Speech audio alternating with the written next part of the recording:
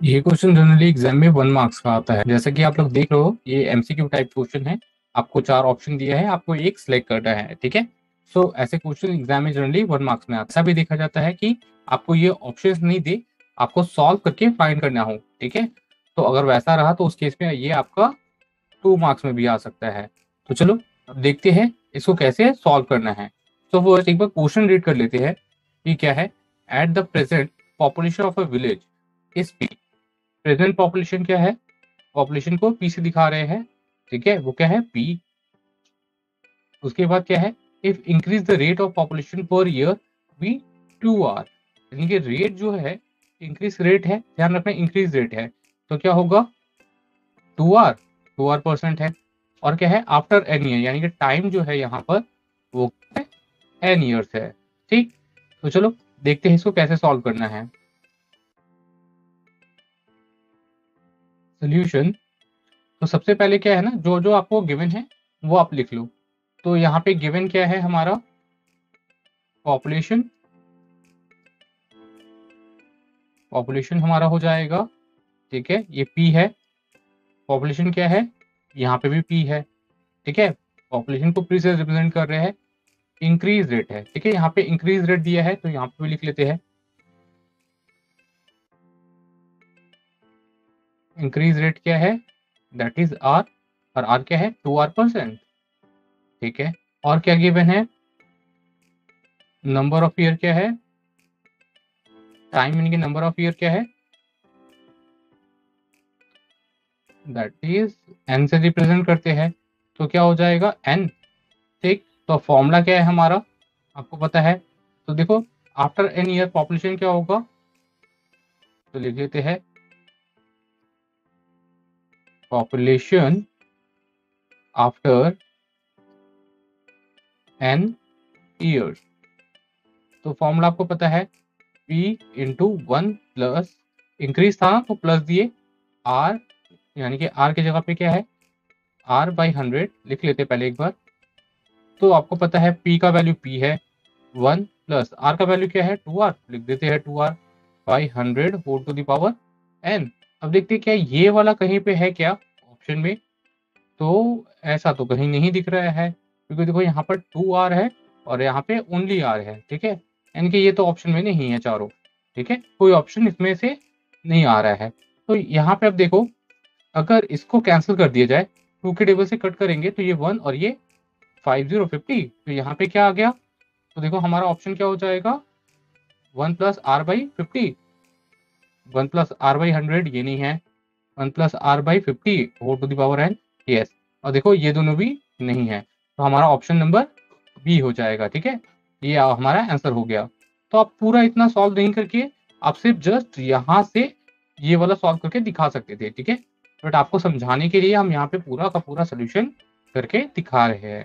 तो एग्जाम में आपको 1 मार्क्स के लिए इतना करने का जरूरत नहीं है। सिर्फ पॉपुलेशन आफ्टर एन ईयर्स लिखने के बाद आप जस्ट ये वाला लाइन सॉल्व करके आंसर फाइंड कर सकते हो, ठीक है। चलो नेक्स्ट क्वेश्चन पे मूव करते हैं। ये क्वेश्चन एग्जाम में जनरली 5 मार्क्स का आता है। तो एक बार क्वेश्चन रीड करते हैं, देखते हैं क्वेश्चन में क्या है। A sum of money invested at compound interest amount in 3 years to 2400 and in 4 years to rupees 2520 rupees. यानी कि यहाँ पे क्या बोल रहा है कि हम कुछ पैसा डिपॉजिट कर रहे हैं, वो कितना है ये पता नहीं है, बट वो 3 साल में कितना हो जाता है 2400, और 4 years में क्या हो जाता है 2520। यानी कि फॉर एग्जाम्पल मान लो, ठीक है, हम लोग यहाँ पे सपोज कर रहे हैं, ठीक है, कि अगर हम 2000 डिपॉजिट करते हैं, आंसर कुछ भी और हो सकता है। सपोज कर रहे हैं कि आपको समझाने के लिए 2000 डिपॉजिट करते हैं तो 3 साल के बाद वो क्या हो जाता है 2400, और 4 साल के बाद क्या हो जाता है बढ़ के 2520 रुपीज, ठीक है। तो find the interest rate per annum. तो हम लोगों को इंटरेस्ट का जो रेट है फाइंड क्या करना है, इंटरेस्ट रेट, यानी कि हम लोगों को फाइंड क्या करना है इसमें, रेट फाइंड करना है, ठीक है। ये ध्यान रखना, तो रेट फाइंड करना है कि रेट क्या था। चलो इसको देखते हैं कैसे सोल्यूशन होगा इसका। और ये क्वेश्चन ना जनरली अच्छा क्वेश्चन है, अच्छे लेवल का क्वेश्चन है, तो ध्यान रखना कैसे इसको सॉल्व होगा। मे बी इससे रिलेटेड क्वेश्चंस इस बार आ सकते हैं, ठीक है। तो इसको अच्छे से प्रिपेयर करके जाना। तो चलो इसका सोल्यूशन देखते हैं। Solution according to first condition. According to first condition क्या हो जाएगा, देखो 3 इयर्स में क्या हो रहा था हमारा अमाउंट 2400। अमाउंट आफ्टर 3 इयर्स तो कितना हो रहा था 2400 लिख देते हैं। अब देखो अमाउंट का फॉर्मूला क्या है, P into 1 plus R by 100 whole to the power n, यहाँ पे भी लिख देते हैं। ठीक,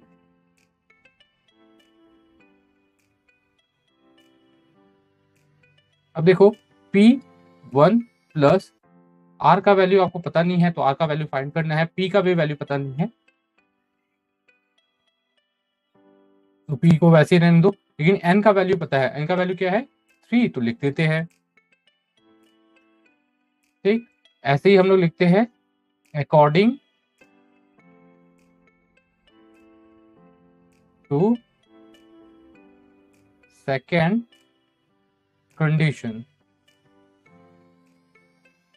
क्या हो जाएगा, देखो अमाउंट आफ्टर 4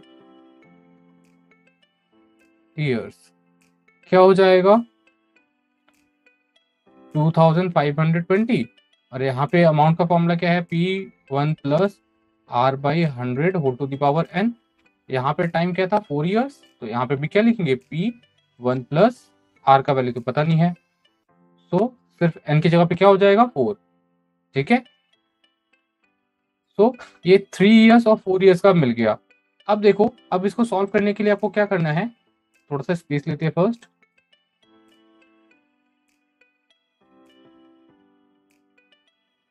एटीपी हमारा क्या हो जाएगा, देखो 4 ईयर का है ना, उसको पहले लिख लो P1 plus R by 100 whole to the power 4, और यहाँ पे क्या होगा P1 plus R by 100 whole to the power 3।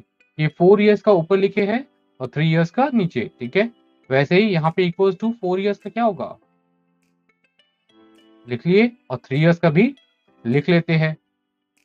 सो अब देखो इसको कैसे सॉल्व करेंगे, तो जैसे मान लो यहाँ पे फिर से एक एग्जांपल देते हैं, यहाँ पे a के पावर पे 5 है, ठीक है, और a के पावर पे 4 रहा, तो आप लोग क्या कर सकते हो, इसको a के पावर पे 1 लिख सकते हो ना। आपको पता है जब इंडिसेस होता है तो क्या होता है 5 माइनस 4 इक्वल टू क्या होता है a के पावर पे 1।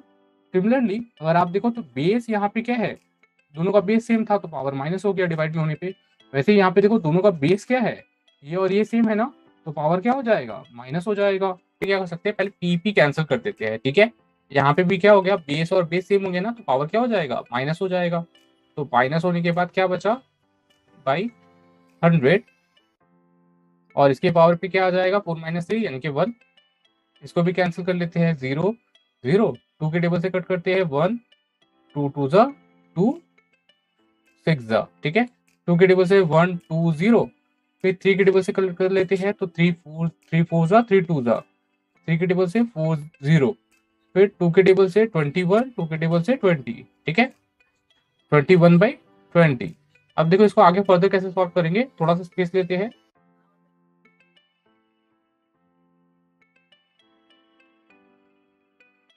अच्छा, यहाँ पे आप लोग और लिख देना, ठीक है, क्योंकि एग्जाम में ध्यान रखना ये छोटा छोटा पे भी मार्क्स आपका कट सकता है। सो यहाँ पे हम लोग लिख सकते हैं ना R बाई 100, क्योंकि होल के पावर पे 1 है तो यानी कि 1 ही कुछ उसका वैल्यू तो स्क्वायर नहीं हो पाएगा, यानी कि 1 प्लस R बाई 100 ही रहेगा।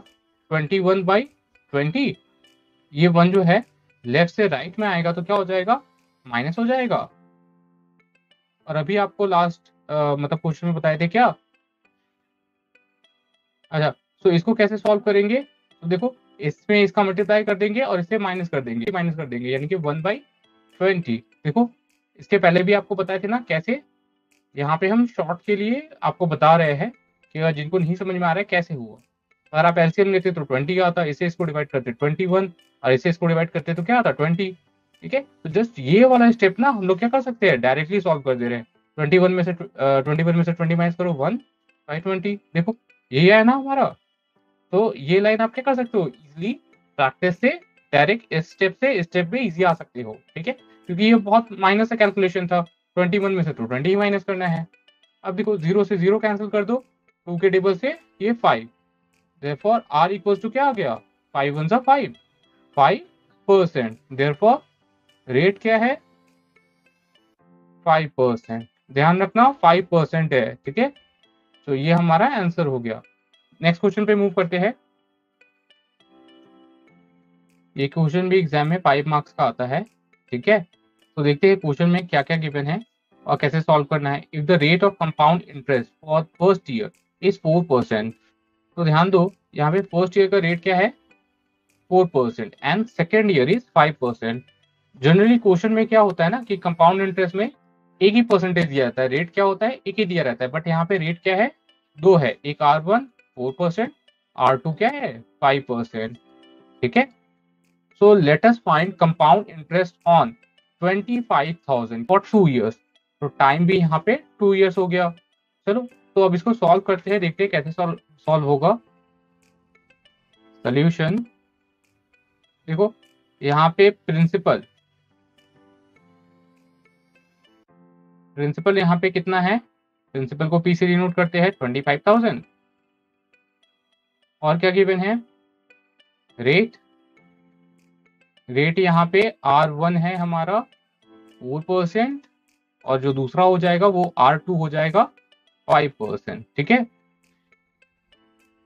और टाइम यानी कि नंबर ऑफ ईयर क्या है n, क्या है 2 years। तो देखो फाइंड क्या करना था हम लोगों को, लेट्स फाइंड कंपाउंड इंटरेस्ट। तो कंपाउंड इंटरेस्ट फाइंड करना है, तो लिखते हैं देयरफॉर कंपाउंड इंटरेस्ट